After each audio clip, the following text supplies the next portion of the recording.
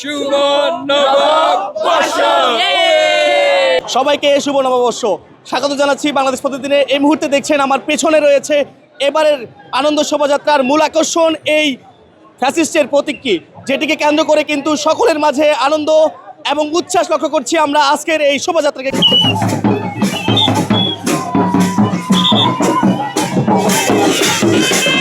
Specially পিছনের মূর্তিটার জন্য অনেক এক্সাইটেড ছিলাম, ওটা দেখে অনেক ভালো লাগছে। আজকের দিনটা অনেকটা স্মরণীয়। আপা নেই, কিন্তু তার প্রতিকৃতি আছে। আমরা নিরপেক্ষ একটা বাংলাদেশ গড়তে চাই সবাই মিলে। নববর্ষ শুভ নববর্ষ।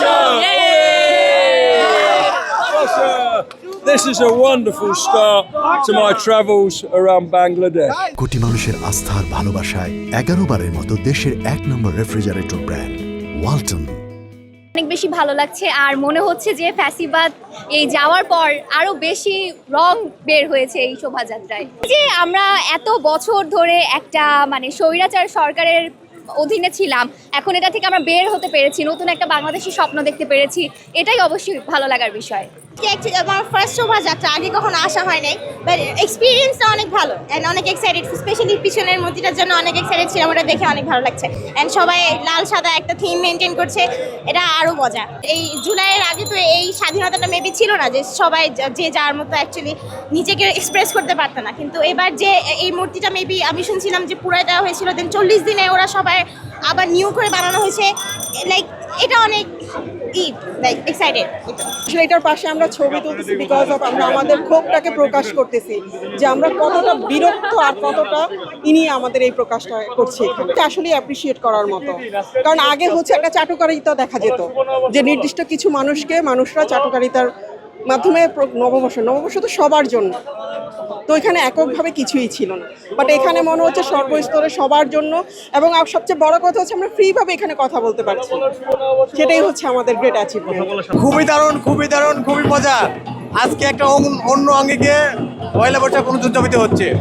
এখানে ধর্ম বর্ণ নির্বিশেষে সবাই আমরা একসঙ্গে বাংলা বর্ষকে উদযাপন করছি এবং বরণ করে নিচ্ছি। শুভ নববর্ষ উভয় দিকে বিবেচনা করবে।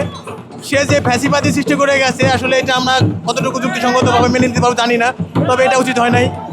আমাদের আশারা আমরা নিরপেক্ষ একটা বাংলাদেশ গড়তে চাই সবাই মিলে।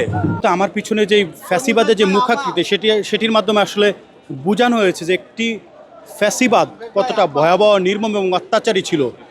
এবং আপনি দেখবেন যে তার এই মুখাকৃতিটির মধ্যে তিনি যে রক্ত চোষা ছিলেন এবং মানুষের রক্তের উপর মারিয়ে তিনি যে ক্ষমতায় থাকতেন, সেটি কিন্তু তুলে ধরা হয়েছে। এবং একই সাথে তার যে রাক্ষসী মনোভাব, সেটি কিন্তু স্পষ্টভাবে ফুটিয়ে তোলা হয়েছে। এবং একই সাথে এটির মাধ্যমে ভবিষ্যৎ প্রজন্মকে একটি বার্তা দেওয়া হয়েছে আসলে, যে ভবিষ্যতে যদি কেউ ফ্যাসিবাদ হয়ে ওঠার ন্যূনতম চেষ্টা করেন, তাহলে কিন্তু এই জাতি তাদেরকে কিন্তু ব্যঙ্গাত্মকভাবে স্মরণ করবে এবং তাদেরকেও কিন্তু ব্যঙ্গাত্মকভাবে জাতির সামনে উপস্থাপন করা হবে। তেমনটি কিন্তু আসলে আজকের এই ফ্যাসিবাদের মুখাকৃতির মাধ্যমে তুলে ধরেছে।